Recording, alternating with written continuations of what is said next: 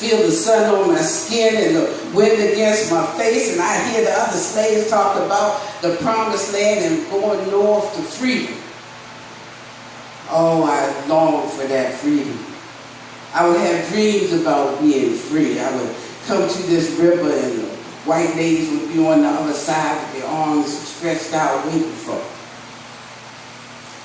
Anyways, one day I was out in the fields when I saw a slave start to step off. Well, children, I ain't never seen a slave step off before, so I watched him as he's running through the cornfields, and all of a sudden the overseer seen me chase out after him. Well, I chased out after them just to see what was going to happen. Well, that slave runs through the cornfield and he ducks into the Bucktown store. And that overseer just knew he had him trapped up in there. And I stood in the door and he said, Minty, you stay there and you catch him for me because I can't have you niggas running off any old kind of ways. But I wouldn't do it. I stepped aside and I let the slave run through, and I yelled at him, I said, go on up the Chopay River because the dogs can't follow you there. Well, that overseer was so mad he picked up a 2-pound weight and threw it out after the slave, but it missed. And he caught me in the side of my head, knocking my head clean open. All I could do was find a bench and sit there, and I laid there, broken and bleeding, for 12 hours. Nobody taking to me. Till somebody told old Rick, that was my mama. She comes and she gets me, she tries to nurse me back to health, and meanwhile the overseer is trying to sell me. My master is trying to sell me. He even brought a man by to look at me, and the man looked at me and said, I wouldn't give you 6 pence for this one. Might as well just let her go. But from Christmas to March, I worked as I could, and I prayed for my master. I said, Lord, ease master's heart.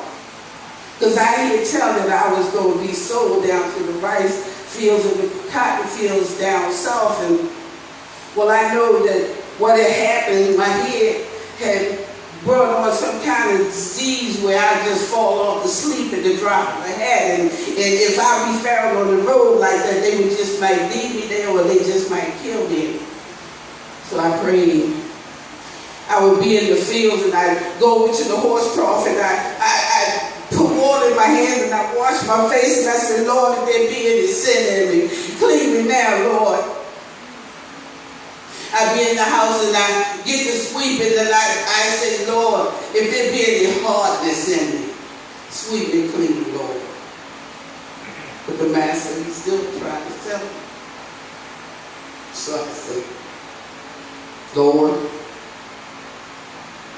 if you can't ease master's heart, then kill him. Get him out the way. So on March 7th, master died. Just like he did. But I said, Lord, I didn't mean all of that. See, it ain't good to pray for somebody that died. But still in all, man, we had a better master and we wasn't sold for a while. I even got to work in the logging camp, and I got to work with my pop, and he taught me how to live in the woods, and he was always talking about the promised land, and even on a great day I could touch the side of the trees, and that would tell me if I was going north, and he would teach me how to walk in the woods so quiet like that I could step on a twig and it wouldn't even break.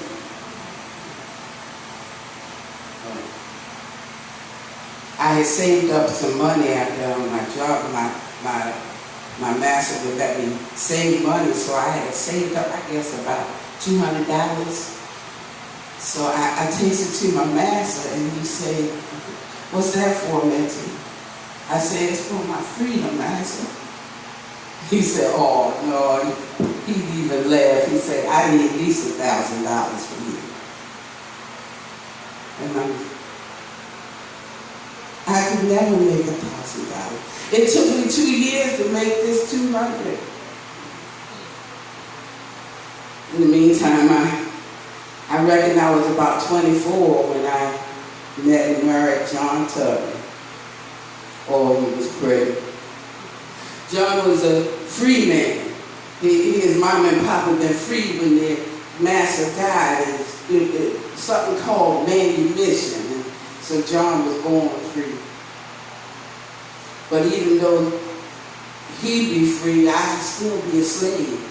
And I could be sold off at any time. Still he'd tell that we was going to be sold. Me and my 2 younger brothers. And so I tried to run away with them, but they was making so much noise. We weren't no more than 2 miles from the plantation, but we had to go back. And they wouldn't allow me to go by myself.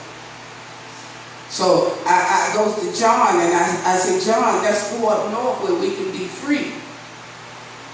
John said, something wrong with your head, woman. I was already free.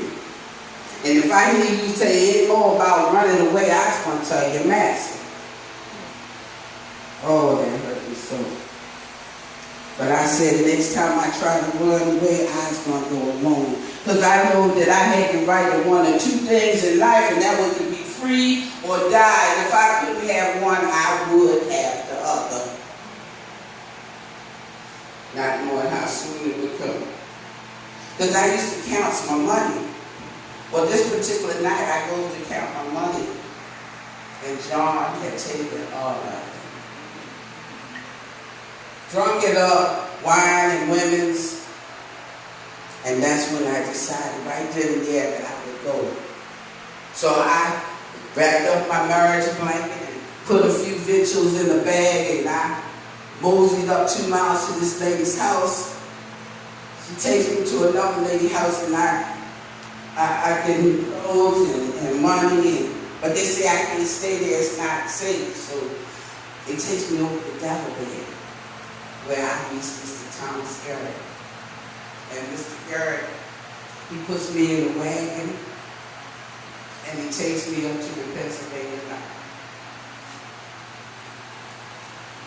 I tell you, children, when I stepped on that Pennsylvania line, it was just as the sun was coming up and everything looked all golden to me. The trees, the birds, the river.